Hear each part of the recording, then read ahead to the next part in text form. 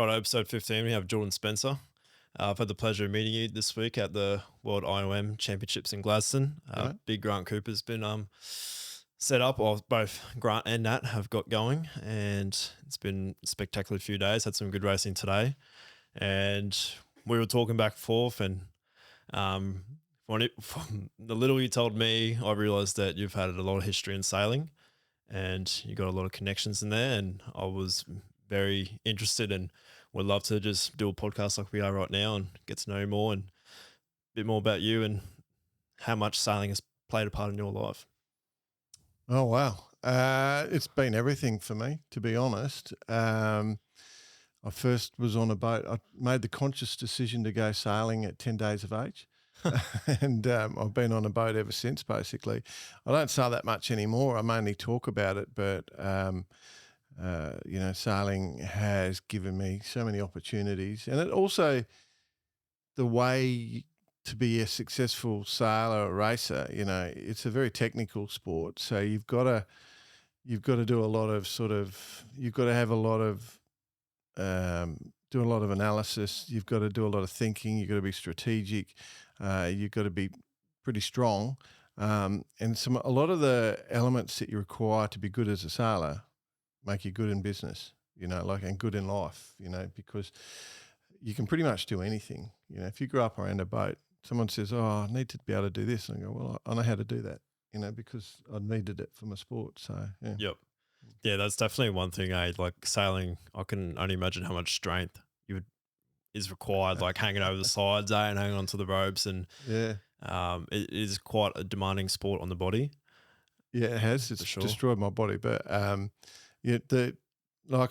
did high performance dinghy pretty much most of my life, so the large senior classes, and it's kind of like every movement when you pull a sheet on, it's like trying to pull a small car, and then when you go from trapeze to trapeze, when you're young and fit, you hang on your hand, you hang your whole body weight on your hand, you trim the sail, and then you hook in, and then when you get off the Y, you unhook, do everything, and so you're basically just swinging on an arm for a good 30 seconds, and then you're doing that for a couple of hours each race, and can be out there for hours, and so you do get quite significantly strong lats and arms and all that sort of stuff, to the extent that you don't want to take on a pro sailor in an arm wrestle.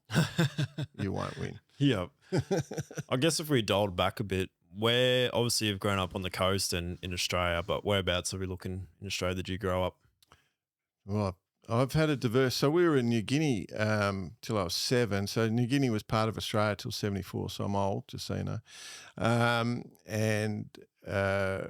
So I grew up in the highlands and in remote areas of New Guinea. Then we moved back in 74, went to West Oz. So had my first race in Western Australia and won it. So that was a good start. Yeah, awesome. And then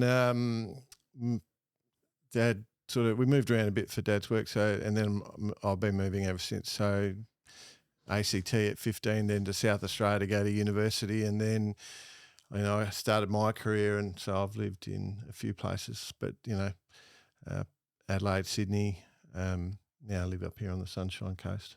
So, yeah, had enough of living in the corporate world, and so, yeah.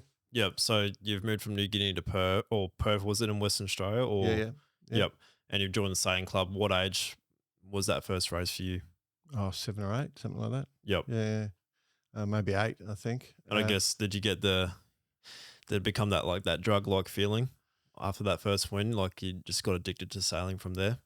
I don't think I really had a choice. Dad loved it and he wanted to go sailing, so he'd take us with him. I think I probably raced before that as a crew on Dad's boat, but it was great fun. It was just what we did as a family, and then, we got a little tiny trailer sailor and went cruising all up and down the West Australian coast. So had all these adventures, like I remember my dad had to go back. We had the boat down in Mandurah or something. I would have been in my early teens, and Dad asked me to sail the boat back just after a cyclone had hit. It was massive seas, and I'm just sailing this boat up the coast of Western Australia as a teenager. Like the thing about sailing parents is they just, they see you take the they get to see you if you can take responsibility. And, one of the things when I coach, if I'm coaching young kids, I always try and sort of make the point about how cool the parents are, because it's way harder to sail a boat than it is to drive a car. And I said, your parents can't let you into a car till you get to that age, but they respect you so much and care about you so much and believe in you so much that they're putting you out there in a boat at such a young age, and it's way harder to do than drive a car. And so that sort of brings the family together, and it's true though, like sailing a boat, it's real. There's so much going on. It's kind of like flying a plane in a way. So I guess you're put in scenarios where you're dealing a lot of pressure, and over time, like you're dealing with those scenarios at such a young age. When you get to, like you said, the corporate world, or when you are first driving a car, it's a lot less stressful, and you're able to deal with it a lot better. Yeah. You're very relaxed about things. You've got great analytical skills, and I think that adds to everything. Like if you get into an incident, I mean, I am sort of putting my own personality on top of it. Some people might be different, but in general, that's what I'd say. Yeah. Yep. So I guess, like I said, you've been pretty much all over the country: Perth, Adelaide, Sydney. Then you end up in the sunny coast. When you were getting into like late teens, early 20s and beyond, where did your career go from there? Did you get into the corporate world from then? Are you a part of the corporate world? Is that what you mentioned before? Yeah, so I've always done multiple things. I've always run pretty hard. So my corporate career, so I'd completed uni, did a double major, and ended up in wholesale banking. And wholesale banking is those dudes, like I did option structures, sort of and dealt option structures for companies to mitigate financial and interest rate risk. And so what that means is if you ever see there's big interest rate rise and they cut to those rooms with the dudes with lots of phones and screens and stuff, and that high stress stuff. I did that for nearly 20 years. And, I ran a couple of companies. And at the same time, I was doing a lot of commentating and, doing my sailing full time. I was hoping, maybe to go to the Olympics. That was sort of the goal. So I was trying to do everything. And I still am, like I can't wait for a couple more years when I just can retire and just do one of the things I still do now. But yeah, so the corporate world was pretty full bore. And then 2008, 2009 moved to the coast and the phone rang. So the Volvo Ocean Race, which is a professional around the world yacht race, they want somebody that could do business deals and could also commentate. And there just happened a guy I know was chief technical officer of the race, and they said there's one guy in the world that can do that, and his name's Jordan. And so they rang me up out of the blue and said, would you be interested? And I went, for sure, it sounds fun. And then ever since then, I've been sort of doing the pro stuff, like bouncing around all the major events in the world. So, it's been fun. So when you say major events around the world and sailing, could you name us a few? Yeah. So the Volvo Ocean Race is now it's just called the Ocean Race. It's a professional round the world yacht race, stops in multiple ports. I did that for a few editions until Volvo sold out. And now there's an event called Sail GP, which is probably, if you're a non-sailor and you're wondering what we're talking about, it's kind of like comparing it to Formula One in that it goes to all these places around the world, and it's quite the Formula One show, and so I do a bunch of those when I can fit it in around my real job, and so I'll be in Dubai in a few weeks. I'm here doing the 1 meter worlds. My work is very, very generous to me. They let me do a lot of this stuff because they think it's quite a good thing. They think it works for them. So, but yeah, after this, we've been here all week. I'll be home for a few weeks and then off to Dubai, and then Sail GP comes to Sydney and then Auckland, and then goes on from there. So yeah, doing those events. Yeah.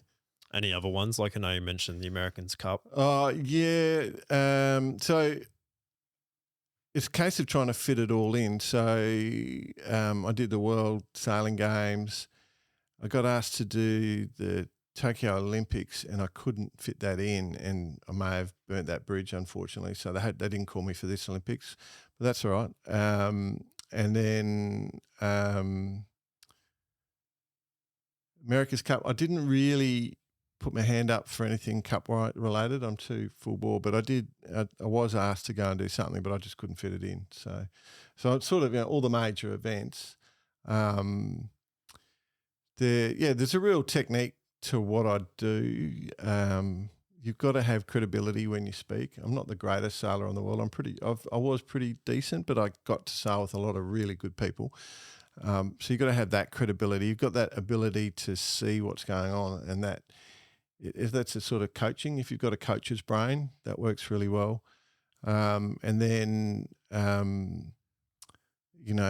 you've got to be able to deliver. You can't have ego. You can't be wanting to make yourself the hero.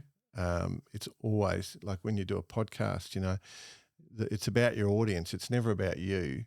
And you've got to think of what the audience is hearing. So, there's a lot of depth to how you communicate. And, I put a lot of thought into it. I always pretend I'm the class clown. I always muck around a bit, but there's a lot of thought and analysis goes into that, So that's being funny is one of it, but you've got to give them a lot of other information as well. And I guess over the years, like since 2009, when you got that offer to start commentating, like how some of the connections you may have, like I know you said you competed and even trained with professional salesmen over the years, sailors. Yeah.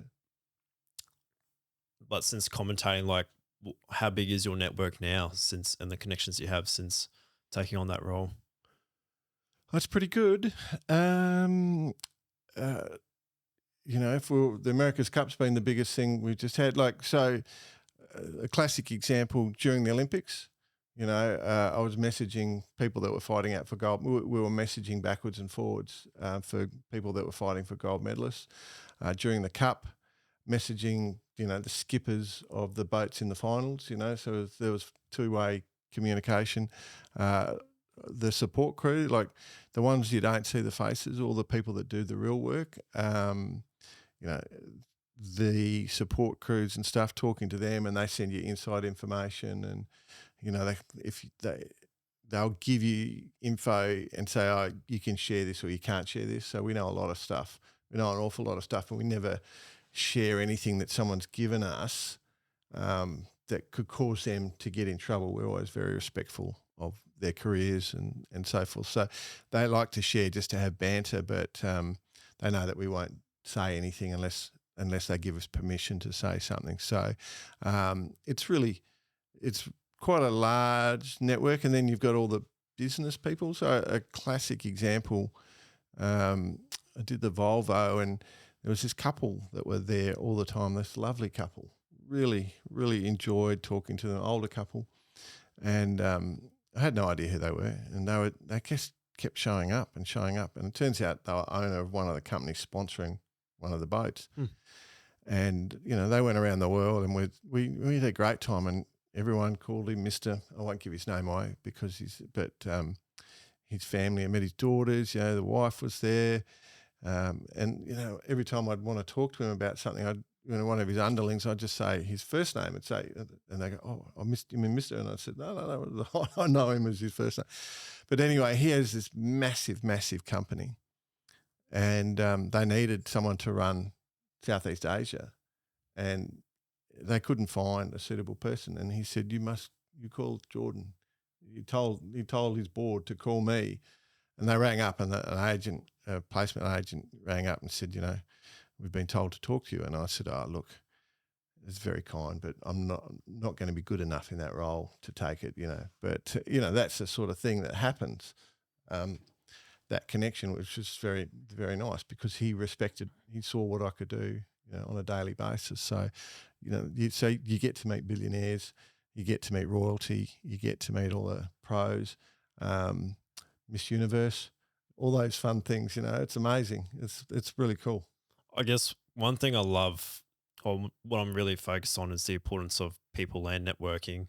And you can say in that scenario right there, just purely just being a good person and talking to someone that may own a massive company, Mm. what that does is creates this tree root system of just connections from there, Yeah. from that one person. And then they might connect you with someone else who connects you with Yeah. two people. And then it's just a compounding effect. Yeah, you can never burn a bridge. And so I've got a mate. I mean, I'm not the world's greatest at maintaining my network, but I've got a mate who is. He's phenomenal at it. And he's also got a lot of charisma.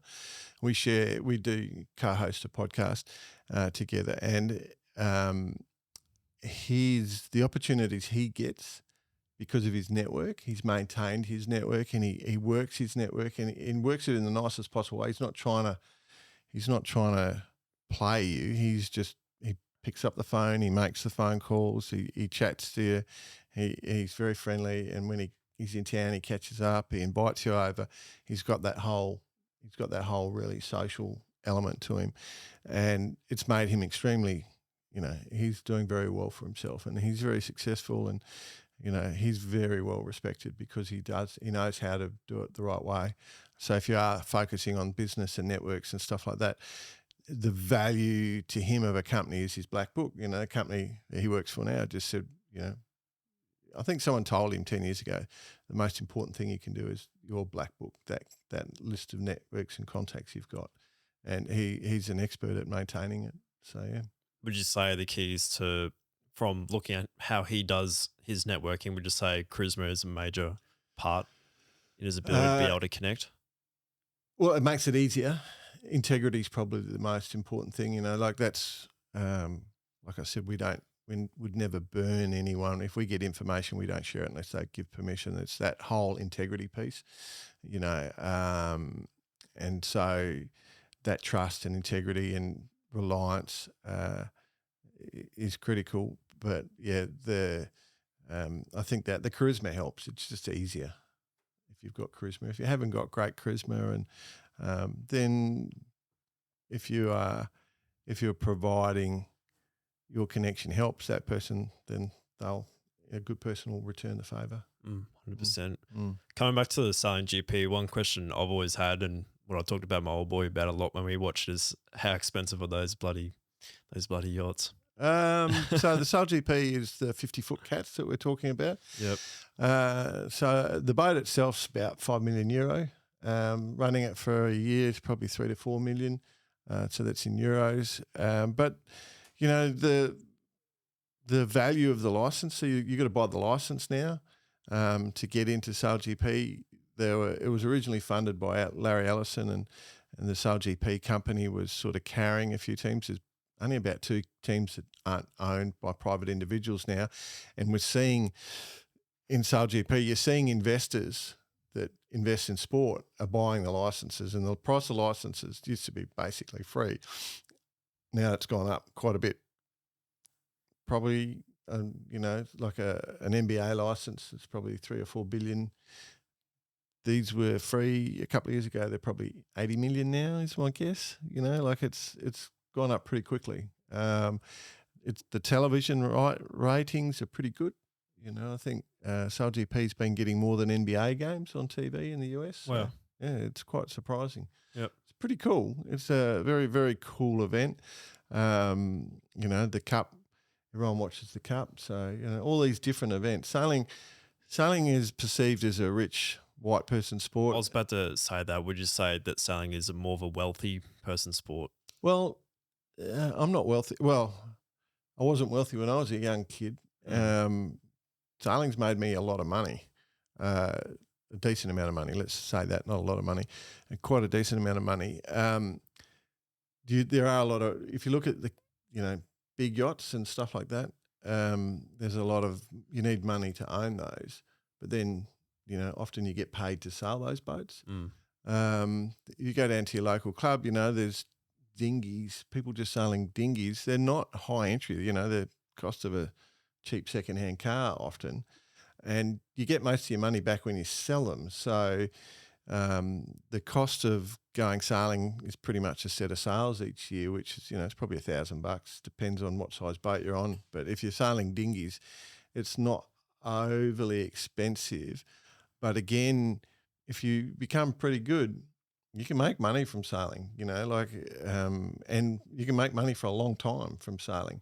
And it can open you up into all sorts of companies and opportunities that you probably wouldn't get, like I could name some pretty famous people that I know, some of the biggest names in the world, and because of sailing. Mm. The one thing that what I've been really realizing why there's so much money in these sports, because to some people it may seem like delusional that there's this much money getting pumped into these sports from sponsorships and that. Mm. And it comes back to, the saying or like the situation, like who would buy $100,000 golf club membership? And Yeah, it's like, well, people who want to associate people who can afford $100,000 golf membership. yeah, that's And I part of it. guess in a sail GP and even Formula One sense, like the cost tickets probably in the VIP sections, I can only imagine how much they are, in the thousands anyway.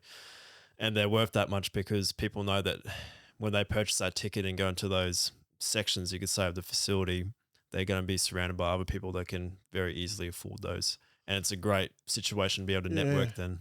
Well, let me explain how it works for you a little bit better. So, from a business perspective, and I'm probably a little biased because this is how I make my money. But what happens is you put on an event, and then you need sponsors, and you got to give something back to sponsors. Formula One does it. You sponsor a car, or you sponsor the race or something, and you get to be involved in that hospitality. And you can only get to this sort of stuff if you're a sponsor, right? And then the sponsor invites guests so they can do business deals. I remember standing right next to people, and I could see they were close. And I said, I'm a business person by trade. And I could see they were trying to do a deal, and I sat down with them and said, you guys, look, this person's doing this for you and doing this, and they're good and blah, blah, blah. It's probably time we did this deal, isn't it? And I think it was $3 billion, like it was just insane. But what happens is you involve, if you're trying to build networks or grow your market, with due respect to Formula One, you go along, you get plonked in a room, you can watch cars drive past, and you can watch it on the screen, you get a few drinks. With sailing, you go along, you can often go out on the boat. You get the sailors will come and talk to you. You get to shake hands, we're not elitist like that, like we're really inclusive sport. So I've talked to plenty of major businesses where they have got sponsorship in Formula One, they've got sponsorship in, the Volvo or Sail GP, or I should say the ocean race. And those commercial marketing people that are involved in those guys, the sailing returns so much more. It's so much more inclusive. The guests have so much more fun, and so for a far reduced spend, you get a much greater return. So all the companies out there that pick up on this, that's what sailing offers. And it is really cool. And so that's what keeps all those sports going. It's that commercial spend, and then the ability to network and create deals off that. Mm. Yeah. 100%. That's what I guess I could say. What I was trying to put out there anyway is it's a great place to network and do business deals. Like That's what I can only imagine the acquisitions that are done at each event. Yeah. I mean, there was a propeller company that targeted the Volvo. I think they were 300 million turnover or something. They targeted and utilised the Volvo to grow their brand, and they did. They wrote some billion-dollar contracts, and then they sold the business, and so the owners had a really open plan, and they knew what they were doing, and they believed in the value of the ocean race, and it returned to them tenfold. And so a small investment, it wasn't a huge amount of investment, it was a few million, but it wasn't huge. And it returned massively based around their plans. So, yeah, it's quite interesting. It's an interesting world once you get into it. If you get into that, or if you get into business and then you're looking to grow your brand, all this sort of stuff will be something you consider. It's really cool. And I guess people will be like, why can't they just do that in an office meeting or a business meeting in some massive high rise, classic like the movies. I guess if you can do it at these events, it's definitely a lot more relaxed. a relaxed environment to be able to do the business You've deals, got would you it. say? Yeah. We try and make it conducive for discussion. My skill set as when I'm hosting a VIP thing is I've got to talk about sailing. I've got to talk about this, but I'm fully aware. This is why I get the gigs, because I'm fully aware of the business stuff that's going on in the background, and I often will check with our sponsors and say, who have you got? What are they here for? And then I'll just do as little subtle keywords into any conversation I'm having or anything I put out over the microphone, just little triggers that will benefit their deal that they're trying to put together. And that's the skill in doing my job. Everyone, it's easy to talk about sailing at one level, but it's that third or fourth dimension that makes it work. Yeah. And so that's why I keep getting the gigs, I think. 100%. Well, I guess like in also business sense, would you say at what level do you have to be at? Would you say it would be appropriate to start going to those events if you're looking to scale your business? Well, it's global events, so you're probably targeting wanting to be a global business, but you could just subscribe for a stopover. That's your first taste of it. Join in from a stopover perspective. So say you're an Australian business and SailGP was coming to Sydney and you go, okay, we're not ready to go global yet, but we do have some opportunity, and there's some Australian businesses that do that. But they're decent size. Like, you're not an SME, you're probably a bit bigger than that. But from a marketing perspective, it's just a question of how much you can spend. The easiest thing to do is pick up the phone. Grant Cooper, who's doing the event here, in his firm, what's it Cooper McKenzie Marketing. That's the conversation he has at a small, medium enterprise level. Like he offers a different thing, but that's the question. He said, "And if you want to grow your business, he can do it much more efficiently." And that's what they're trying to do. It's an interesting world, but fun. It makes it a lot more enjoyable business having these events for sure. Yeah. Are you enjoying it? Yeah, I'm really enjoying the experience. Yeah. It's so like from your perspective, like the idea of model yacht racing, remote control or radio control yachts, it doesn't sound interesting at all, does it? But when you get down there, like, it's intense. It's absolutely intense. It does require a lot of skill and knowledge. A lot of skill, a lot of knowledge. And, it's a way for talking about, how expensive something. These are really high-tech little boats that the event you're doing all the filming with us for. And, they're not overly expensive. They're not super cheap, but, they are super high-tech little boats. And so, these guys are extending their sailing career. I think it'd be great if more females were doing it.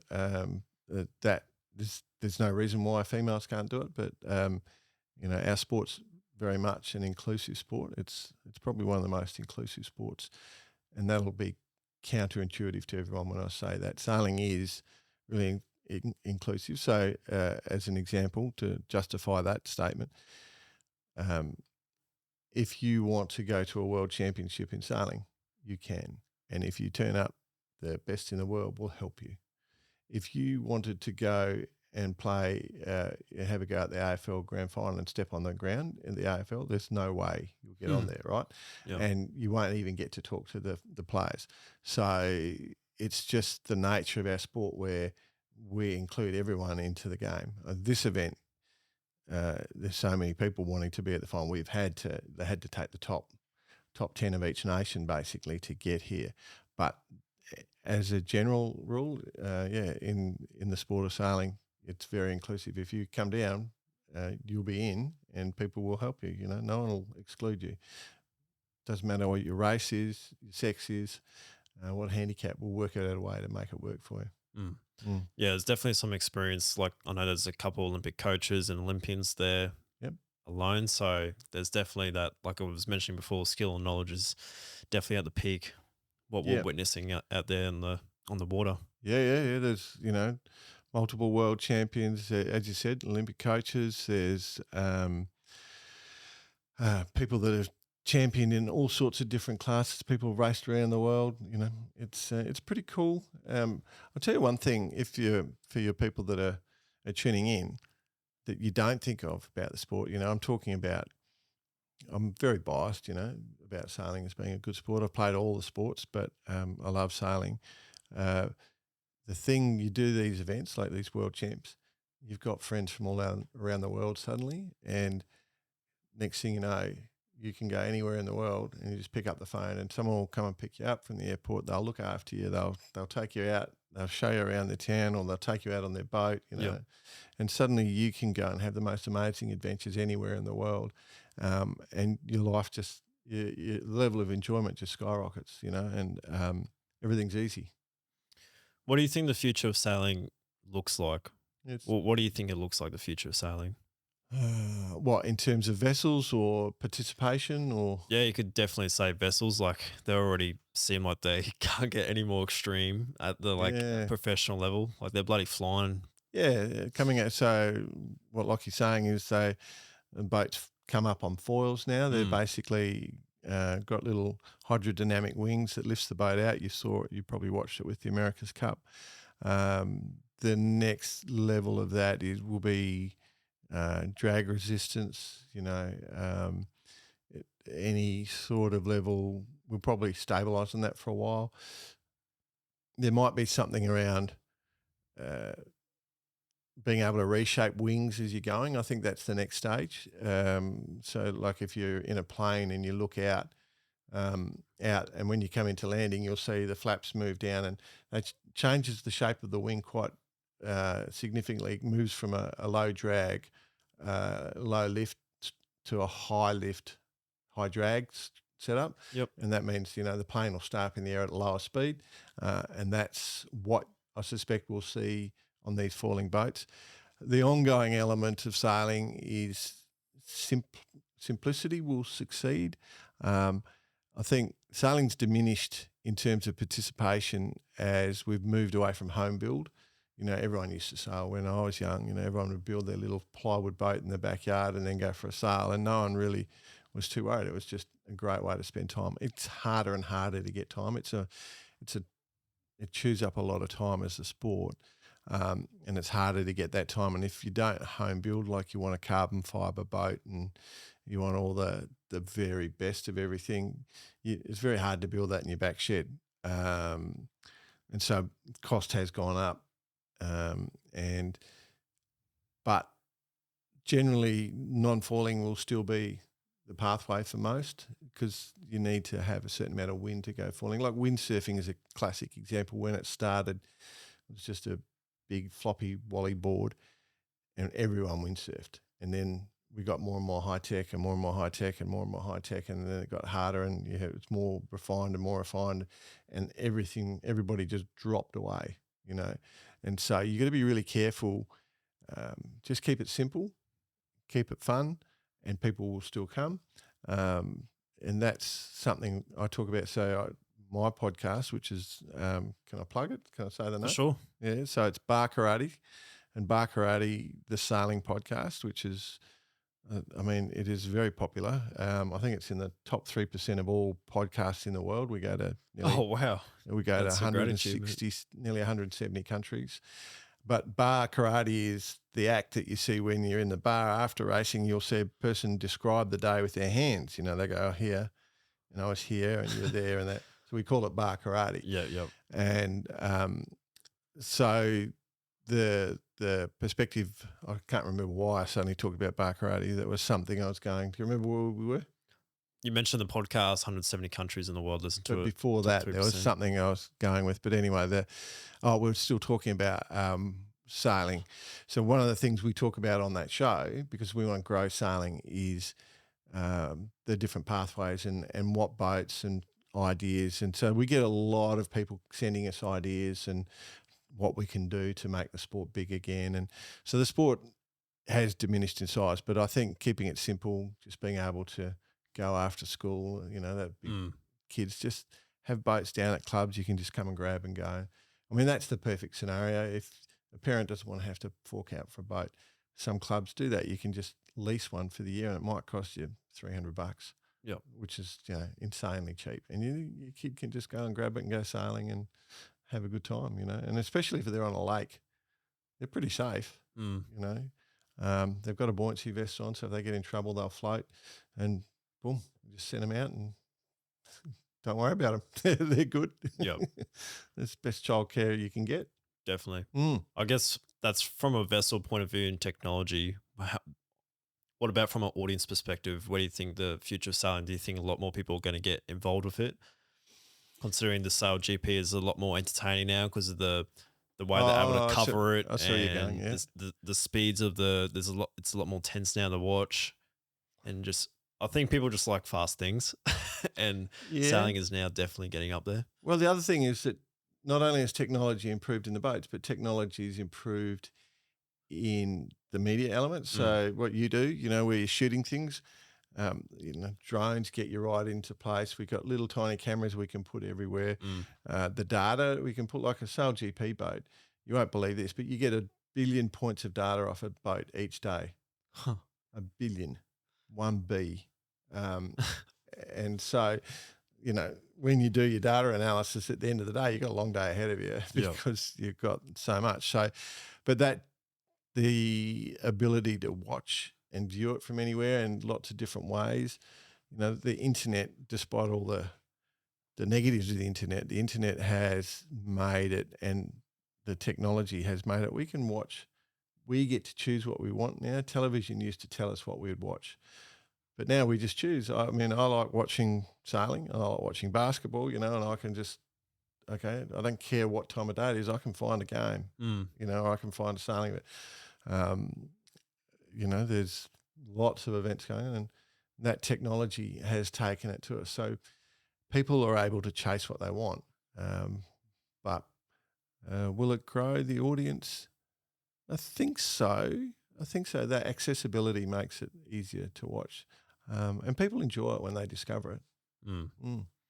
Yeah, I definitely even remember the last Sail GP I was just watching only for a short period of time, but the one they had in New York, that actually might be the Americans Cup, is it? No, that was Sail GP. That was Sail the one a GP. few months ago. I believe so, yeah. Yeah, I had to quickly flash over. So I was there. It was stinking hot. Oh, true. Stinking hot. It was sweat, and there was like thunderstorms everywhere. So it was either no wind or it wasn't the best viewing because it was quite light winds, and there were little squalls coming down, and man, it was a sweat fest. All the beautiful people in New York, and we're in the VIP tent, and everyone is just oozing sweat, and it was just hilarious. I was just laughing, but everyone had a great time. There was a heap of people and a lot of audience there because it was on Governor's Island, so which is just, you got basically Statue of Liberty straight opposite, and you've got the New York skyline to your right as you're looking out towards the race course. Definitely a scene, yeah. Yeah, it's pretty cool.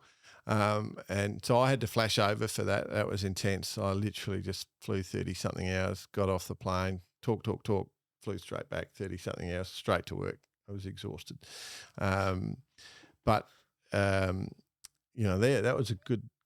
So you were watching that and you enjoyed it. And that I was watching part of that, yeah. Yeah, it's probably one of the harder ones to watch because we didn't get good wind. But there's some funny stuff. There's so many funny things going on. I think that's what the Formula One and Sail GP have. What they have on top of, like, you could say, like basketball and soccer is like you can only see inside the stadiums. Whether Sail GP and Formula One, like Formula One, all the races are in the cities or on famous racetracks. Yeah. Sail GP, like the one in Sydney is like unbelievable. It's in the harbour there. You got the harbour bridge behind you, the skyline. Same with New York, skyline behind you. Yep. And all the other venues. It's like you have a fast paced race with extreme intensity.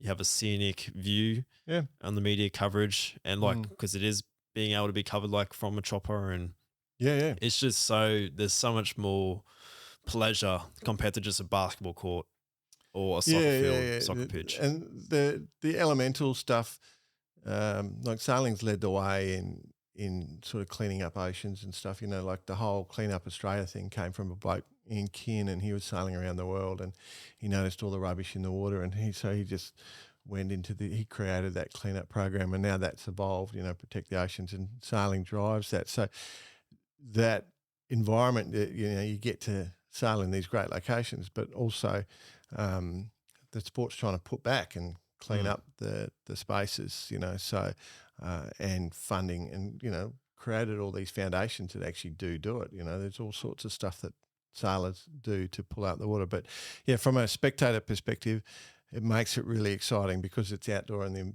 the elements. Of course, the elements can work against you. It's like surfing, sometimes you don't get a wave, sailing, sometimes you don't get wind, Our engine is the wind. Where a plane takes off because it's got an engine. Well, a sailing boat, the beauty of sailing is you hold a piece of cloth at the right angle to the wind, and then you get it flowing around. And depending on how much wind it got is how much it'll flow around and how fast.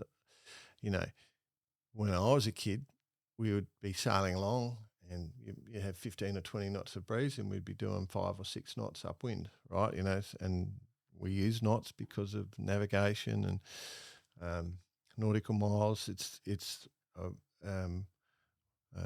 1 second of latitude basically, and there's a reason we use all this in sailing because it's all about navigation. It's not us trying to be difficult.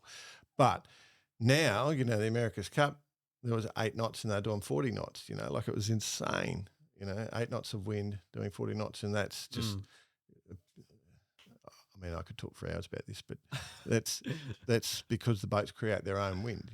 It's called apparent wind, and the best way to visualize that is if you're driving along in your car, a dead still day, and you stick your hand out the window as you're driving along, you feel a lot of wind on your hand.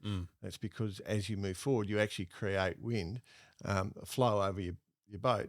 So as you start to sail forward, these boats are so efficient that they just get faster and faster until they reach a drag point. Right. Yeah. It's really cool. That's unreal. It's so when you cool. think about that. And the person who thought about that is just intelligence to another level. Yeah. Well, I mean, at the most basic level, I mean, I'm a coach. I've coached people to world championships. The most basic level, the sport is about creating power and reducing drag. That's it. I guess the third component is balance. You're always looking for balance. And everything I teach is based around power, drag, balance. And I can talk for 3 years just on those 3 points. I can only imagine. Yeah. So I guess like when you look at the yacht, you got the mast. That's what the mast, and you got the sails, and then you got the boat itself, and then what's the section underneath the boat? What's that called? Well, you've got a few different names for it, but the overall thing is called the foils. So you'd have a keel or a centerboard or a daggerboard. That's the one that's the main pivot point, and then behind it's the rudder. So the foils, we call that. And obviously with foiling now, there's different foils going into the water, but basically you have a keel or a centerboard and a rudder. Yep. And that's pretty much just keeping the boat upright virtually.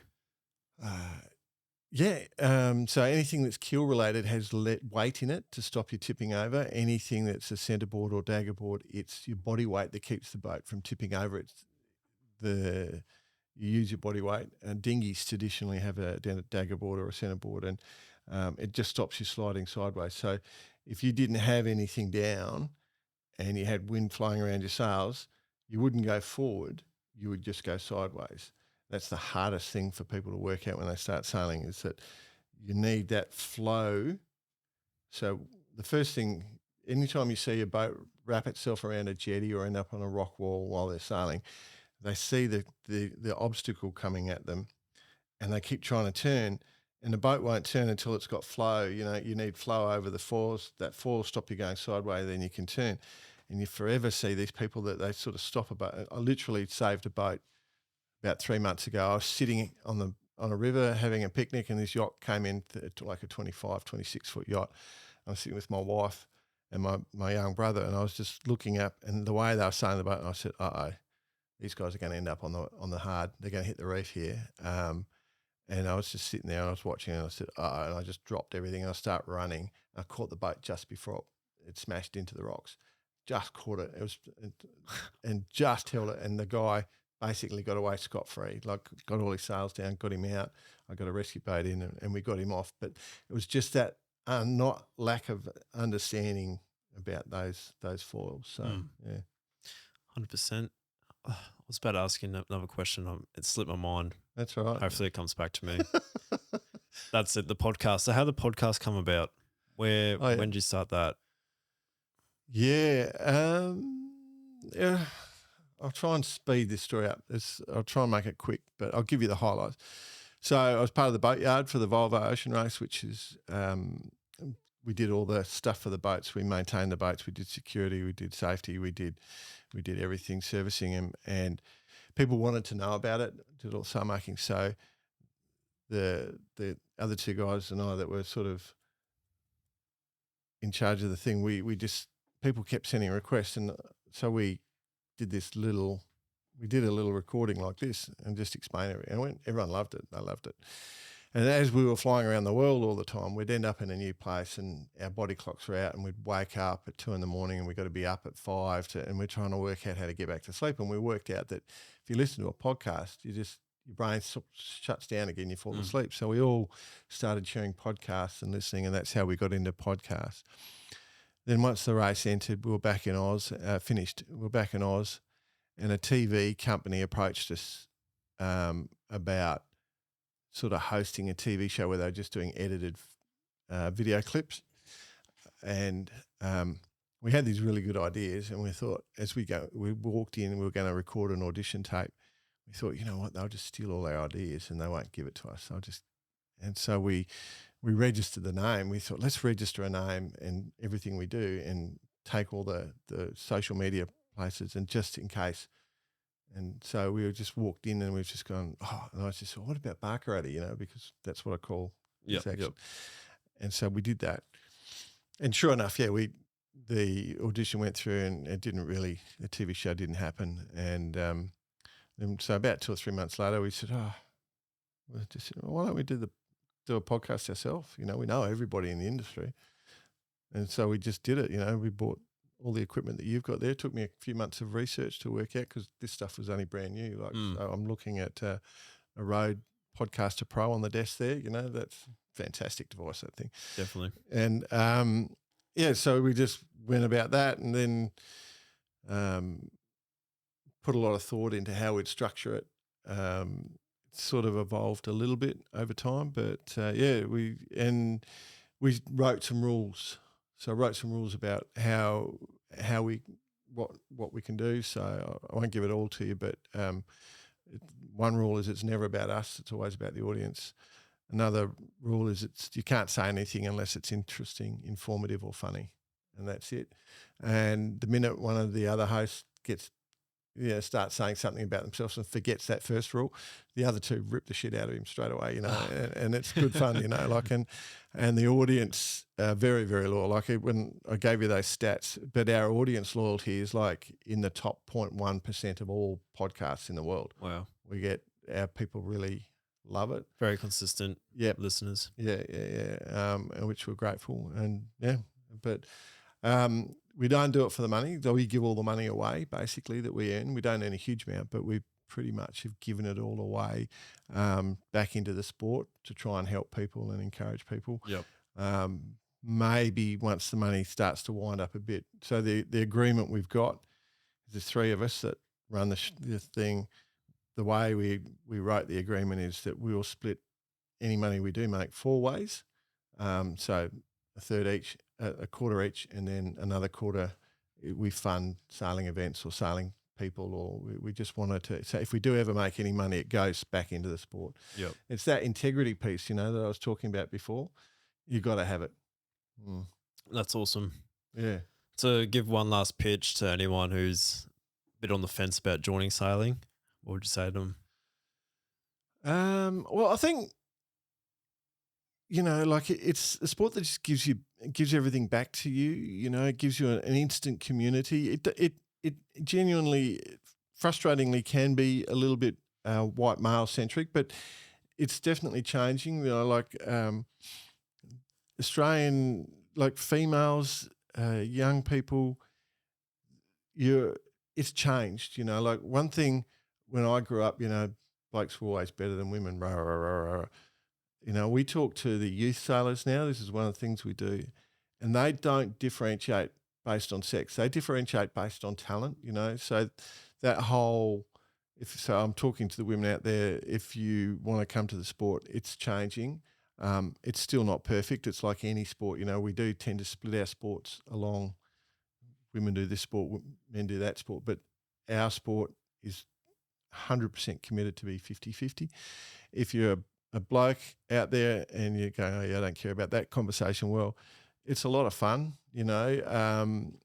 If you want to end up going to really cool places in the world, if you want to challenge your mind, if you want to keep some fitness, you know, keel boats, you can escape a little bit of the fitness element, but you know, the dinghy stuff, you need to be right on your game. You'll get extremely strong, but keel boats still, you know, once you've worn your body out, you can go to the keel boats, and so there's pathways for all. It's kind of like rugby, you know, like you need people for every position in a game of rugby, you know, Aussie rules, so rugby union.